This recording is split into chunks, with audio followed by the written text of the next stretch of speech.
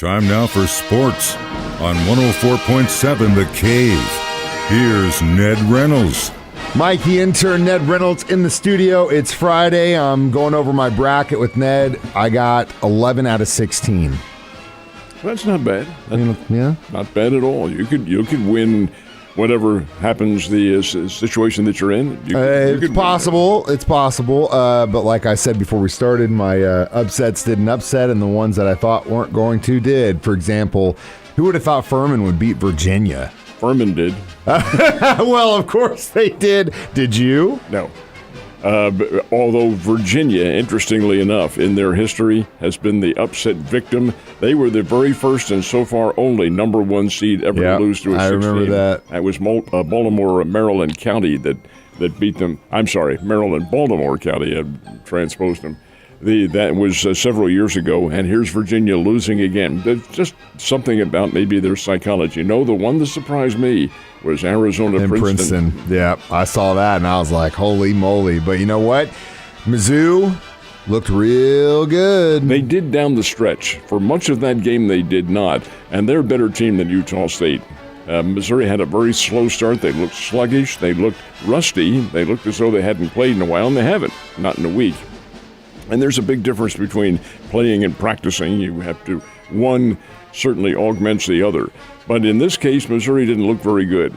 They were helped by the fact that Utah State, which is one of the nation's better three-point shooting teams, couldn't hit their backside. They were way, way off. And as a result, Missouri was able to maintain a 4 or 5 point lead and then down the stretch put them away. So that's a big win. Part of the reason that Missouri was sluggish was Utah State's it's called a junk defense.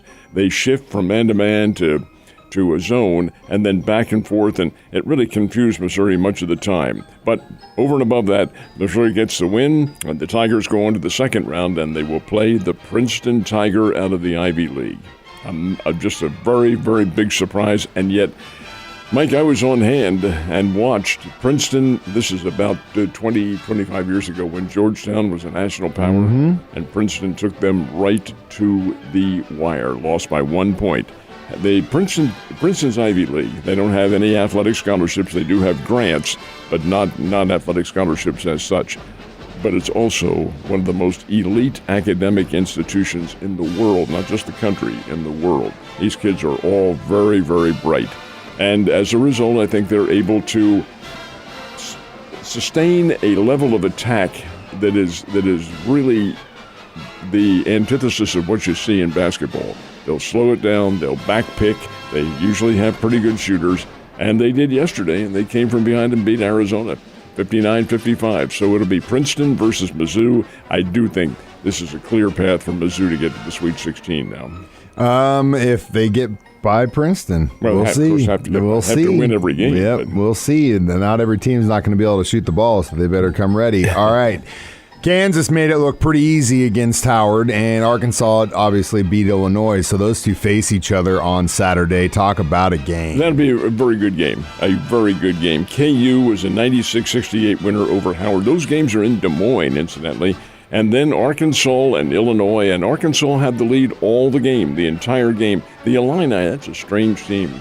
They have some big-time athletes, good shooters, but they simply can't seem to win on a consistent basis. And Arkansas did yesterday, 10 points, maintained that 10-point lead or more most of the game, and they come away with a win. Yeah, KU Arkansas will be a very, very good and solid match for the Jayhawks. Kansas kind of fooled around with Howard for a little while in the early going and then put them away toward the end of the first half and win at 96-68. So, yeah, that's a nice win for the Jayhawks.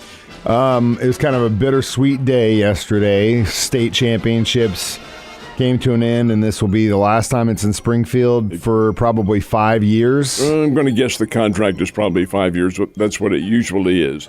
Competition was in Class 4 yesterday, and the championships in Class 4 are today, and then 5 and 6 are today and tomorrow. So, yeah, this is kind of nostalgic for us down here. We've had a 5-year, actually a little bit longer than that because of COVID, a 6-year run with the state championships, and it's been a lot of fun having it here.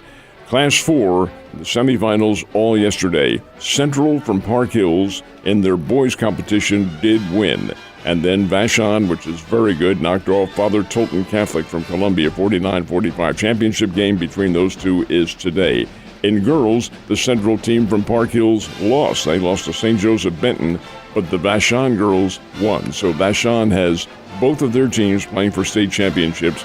Vashon will play Southern Boone. That championship's today at 4. That's the Class 4 championships.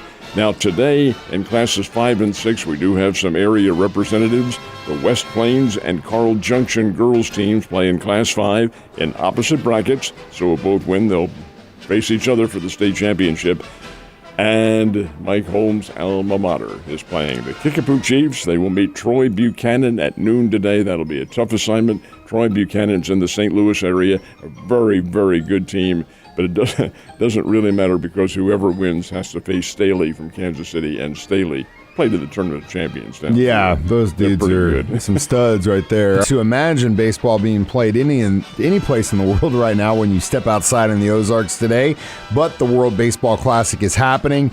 How's Team USA doing? Team USA has made it into the quarterfinals, and this is the key now. It was pool play, and they finished first in their pool. Actually, they don't. That's true. They're not true. They finished second to Mexico. So both Mexico and the USA go on to the quarterfinal round. The key is here, this is one and done. This is a knockout round. Quarterfinals, semifinals, championship, one loss, and it's sayonara. And that's why I worry about Team USA. Yeah, they have all these big stars and big sluggers and all that, but these guys haven't played to their capabilities, and there's a reason why. They're in spring training. They're still spring training. These other teams, like the team they will play tomorrow night in the quarterfinals, they have been playing all winter long, and they are sharp. It'll be USA versus Venezuela in the quarterfinals. Venezuela is one of the top teams in the world. So is the Dominican Republic. So is Cuba. So is Japan. And all these teams are into the quarterfinal or knockout round. So we're going to see what happens. But we'll just keep our fingers crossed for the USA Ball Club with Trout and Arnado and Schwarber and Goldschmidt and all these power hitters, and hope the offense comes around. Speaking of baseball, the baseball Bears luckily aren't playing here in town, are they, this weekend? No, they're in North Carolina to play. They flew out yesterday, but you say luckily they'll get to play, I'm pretty sure, unless the weather's foul on the east, and haven't looked at that. But This ain't no weather show, Ned. It is not. And we're not going to dwell on it except to say that it's too blasted cold. And what's spring? Spring is just 3 or 4 days away, isn't it? First day of spring? That's what they say. They're lying to us. I thought this wasn't a weather show. We're not going to talk about it. Anyway, the Bears have a very tough weekend assignment. They're playing East Carolina, and the East Carolina Pirates, folks, are the number 10 Division I team in America. Same grouping with UCLA and Arkansas and Arizona and Vanderbilt and people like that. Some of the great team, Miami. But East Carolina has very quietly built their program into a national power, and that's who the Bears will play in 3 games coming up today, tomorrow, and Sunday. That's weather permitting in Greenville, North Carolina. East Carolina is very good. I think the Bears are too. Bears have a lot of offense, and you look for that to be coming to the fore very quickly. Already has, coming off a 2-game sweep of Southeast Missouri. But that's not the same as playing East Carolina. This will be a nice little challenge for Missouri State. Should be, and hopefully they can keep this momentum going. It's been a minute since they had a really good, consistent team, and I'm excited if this could be the year for that to happen. All right, well, I mean, if you watch sports on TV for the next few days, we know what you're probably going to watch. But don't forget, there's something else going on in the country, another national championship. And it is great, and it is in the area, down in Tulsa, Oklahoma, right in the city. It's the NCAA National Wrestling Championships, and it is a very big deal, folks. Very big deal. The crowds, well, they're enormous. They sell out for every match. The defending national champion is Penn State, and they have the lead, the team lead, after the first round. Mike, have you ever watched this? This is not to be construed with pro wrestling, folks. This is the real thing. This is the scientific, and it's very scientific and very much a thinking sport, and how you develop your holds and how you're able. I wrestled in high school just for a little bit. Well, I did it for at least the last part of junior high into early high school when I moved here, and I ended up really messing up my elbow, and I was so concerned about playing football, so I just kind of gave it up. But I'll tell you right now, the physicality to be a wrestler, the only other thing that I know of that pushes you that hard is like boxing, where it's just like there's like this level of endurance that you have to wrestle. They'll run you till you puke, man. That is your key, is the endurance. That's how you do it. It isn't the power. Boxing is a concussive sport in which you're hitting somebody. This one, you're pinning them, and you're physically trying to overpower them. And yet it isn't necessarily with strength. It's done with scientific movement. I love the sport. I think it's a great one. I'm glad you mentioned that about football. When I was in high school, back 900 years ago, that's how the football players maintained their off-season conditioning. It was in the wrestling program. The conditioning programs they go through, oh my goodness sake, to do those, see those kids doing 100 push-ups and about 700 sit-ups per round, oh my. And then to lose weight. If you had to make weight to be in your particular category, you went in the showers with a sweatsuit on and you did sit-ups with the steam coming in. You've never heard about fight milk, have you? What is that? Fight milk? Yeah, fight milk. It's a joke. It's from a TV show called It's Always Sunny in Philadelphia. You're right. I haven't seen that. Well, it's a good not thing. Always it's sunny good, in Philly. Hey, it is always sunny in Philadelphia. And if you ever do come across some fight milk, don't drink it. Have a wonderful St. Patrick's Day, sir. And to you, sir.